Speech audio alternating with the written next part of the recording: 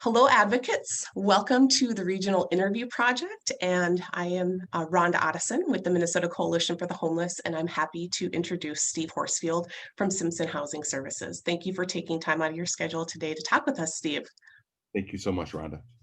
So first of all, could you tell me a little bit about Simpson Housing Services and what you do? Sure. Simpson Housing Services has been operating emergency shelter in South Minneapolis for a little more than 40 years now. It's really what I like to tell folks is that Simpson is simply an expression of our community's will to do something about the ongoing crisis of homelessness and housing instability in our communities.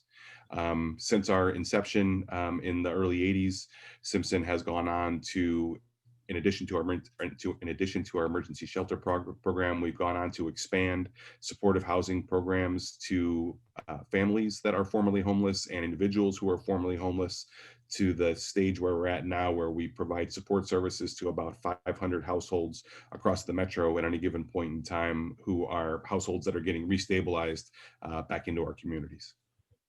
Thank you. How does the need for more resources impact you and your community? As we look at the work that we do around emergency shelter, we really in addition to, I mean, shelter always serves kind of two goals. There is an immediate short-term goal, which is making sure that we've got a safe place to get folks inside. For God's sakes, we're in Minnesota, and making sure that people have a safe place to land when they find themselves without stable housing is certainly an absolutely critical element of what shelter is. Once folks are in our shelter environment, for those who do not have an immediate kind of short-term path out based on their own resources, when I say short path out, I mean a path back to some sort of housing stability. The next really critical function that shelter serves is really working with folks to sort of figure out what that what that 90-day arc back to housing looks like, in terms of what barriers do they face, and where do they want to live in the community, and what's important to them, and really partnering with our shelter guests on finding the necessary resources to get folks out of shelter, get stabilized into housing, back into our communities. This is work that we've really been fortunate to enjoy tremendous support from the community over the years to do this work. And as time goes on, and as these challenges really have become more significantly entrenched in terms of what the experience looks like for folks in our community, we really are finding ourselves needing more public support in terms of government sources of funding. We do enjoy some service dollars in our relationships with Hennepin County and so forth, but really at this point, looking at bricks and mortar for what shelter looks like. This is really it's a critical element in our housing continuum in our community, if you will. This infrastructure component of emergency shelter, and really we have significant asks out to the state at this point to invest in this part of our infrastructure. And it is, as we look at this work, it's not just about more, it's also about quality.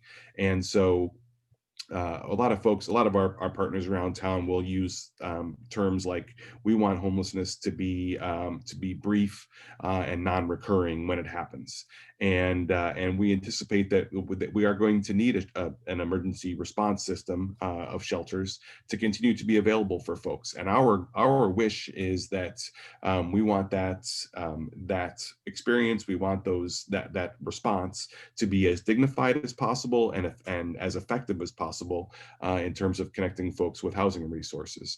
And so it's, for us, it's not so much about necessarily more investing in more shelter beds, but really about investing in the quality of good facilities and good programming, such that we can see that folks come into this system and move through it and get stabilized back in community as quickly as possible.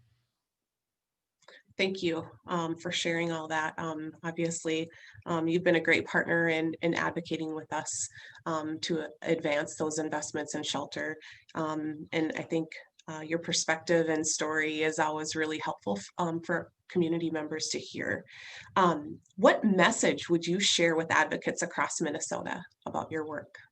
Yeah, I think that as I do this work, the longer that I do it, the more I become really somewhat dismayed to really come to grips with the fact that the way that I tend to characterize this problem, just to kind of put it in simple terms, is that we have a continuum of housing in our community in terms of shelter, in terms of transitional housing, in terms of supportive housing, apartments, single family homes. We have this massive continuum of housing resources in our community.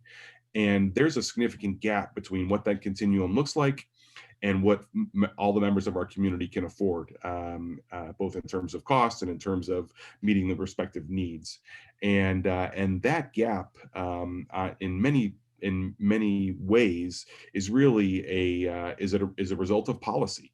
And policy decisions that we have made as a community, and maybe policy and infrastructure, let's say, decisions that we've made as communities.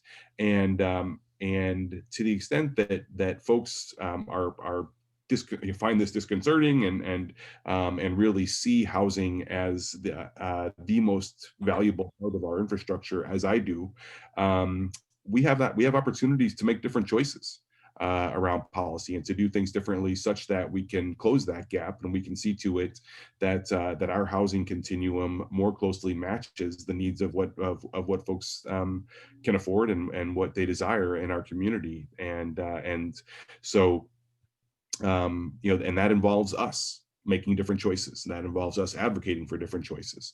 And so I really encourage folks to step into that space with us. And certainly the way that Minnesota Coalition for the Homeless approaches advocacy and makes those tools available to folks who get interested in housing, that makes it a fairly low bar, frankly, to step over to get into this work. So please engage with Minnesota Coalition for the Homeless. Use the tools that are made available to us there, and join us. This is of all the social ills that we can address in our communities, and gaps and so forth.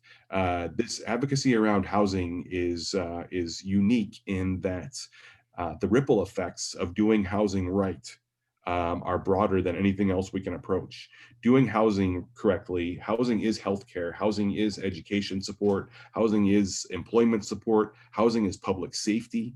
Every area of life really is enhanced by having a stable home, and investing our resources and our time and energy in this matter of housing is absolutely vital. Well, thank you for your advocacy, Steve, and for being a partner in this work and sharing your time and insights today. I want to thank all the advocates for tuning in today, and have a great day.